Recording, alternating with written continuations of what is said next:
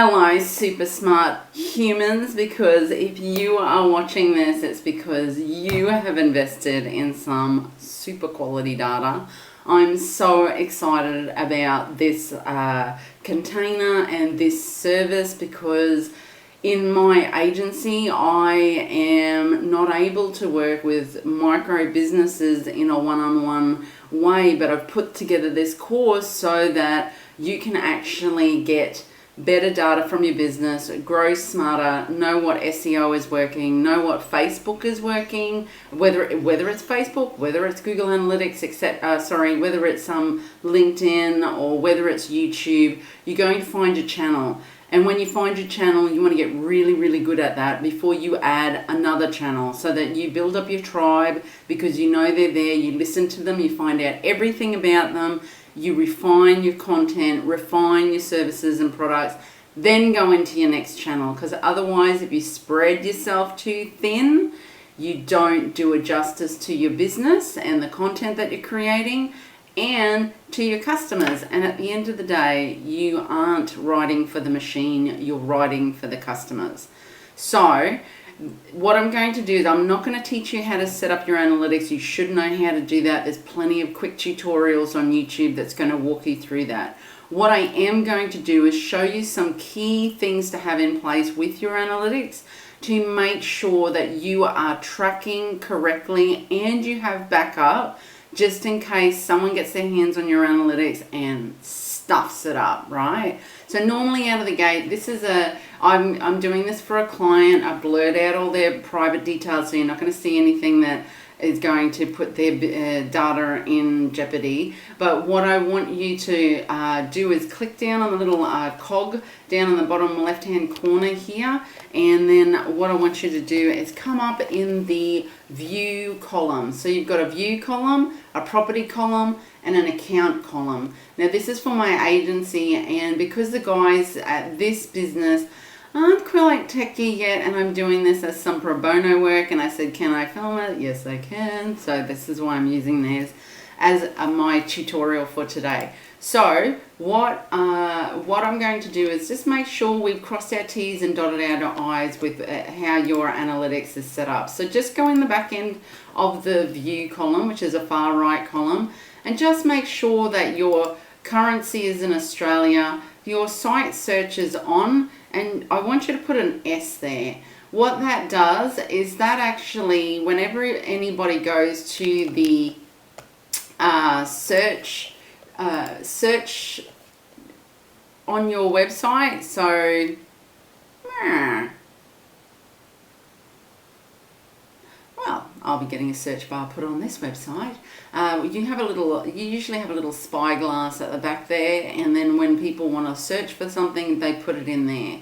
So, and then what that gives you is really good quality insights into what people are actually looking for on your site, and then you can go and create it. So over the course of a couple of months, you'll start seeing some cool content going in there. And what you do is you look over in site search over here, and then you'll see all that data populating in here under behavior site search. In the analytics training I've done, you will have all of that set up in there for you anyway. It'll have all the training of how to do this anyway. Now the next thing you want to do is go in the middle column where it says property and go onto the tracking info and data collection, and you want to turn on your retargeting. Even if you're just starting out, what that's doing is that will actually start pixeling people so that you can do retargeting ads. So if you grow faster than you expect, then you'll have all that data there, and you won't have to, start from scratch when you decide you're ready. There is Ecommerce Settings for people who have an e-commerce store. Just enable standard. When you turn that on, the enhanced will come on. If you're new to analytics, don't do that yet. Standard is fine. So we don't need that for this client. And now what I'm going to do is I'm going to go in here and I'm going to create 3 views, because you need 3 basic views. In what we do at Rumble for our clients, we usually get up to around about 10 different views based on what we're doing for them. whether it's marketing and data studios, so we can, and if they're a membership site, we do all different types of segmented views so we can see the different markets and what they're doing and not let the other data get in there. So anyway, but for you, we're going to set you up with 3, and the reason why we do that is because you want to have a testing site data view, and that's exactly what it's for testing out filters, testing out goals.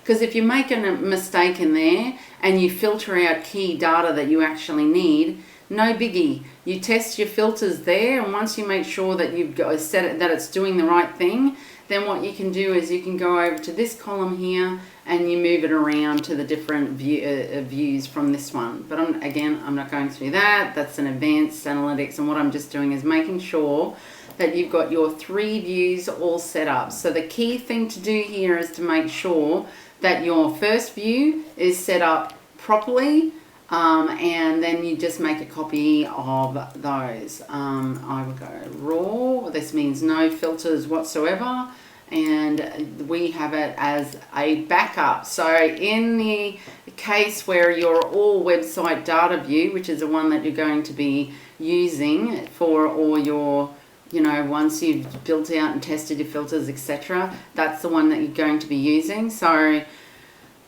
if someone makes a mistake on that, even after they've done the testing, the filters and the goals and the testing view, but then they still transfer it with the mistake over into your all website data view, then at least you have this view is the one that you can rely on to be able to you make a copy of this and start from day 1. And you'll have to put all your filters in, etc. But at least you have all of your historical data. Okay, so that's how you have your analytics set up, just in a basic way, but in a good way to make sure that all the tags from the Google Tag Manager account that you're about to set up has a good, it's got a good place to come, and you've got everything set up for good tracking. So let's get over and set up Google Tag Manager account. Oh, one other thing, as I've set this up underneath mine, what I will do is I will actually add the actual main email address for the account. For this account, I'll come into the property user management, and underneath the Yacht Squadron, I will actually add people in there and transfer that out and bring my access back down to just read and analyze, elaborate and collaborate and edit. And so I will remove myself as that. But just for efficiency today, that's how I'm setting it up. I would prefer that you as the owner have it set up in your name, and I usually do that. And all right, let's get over to Google Tag Manager.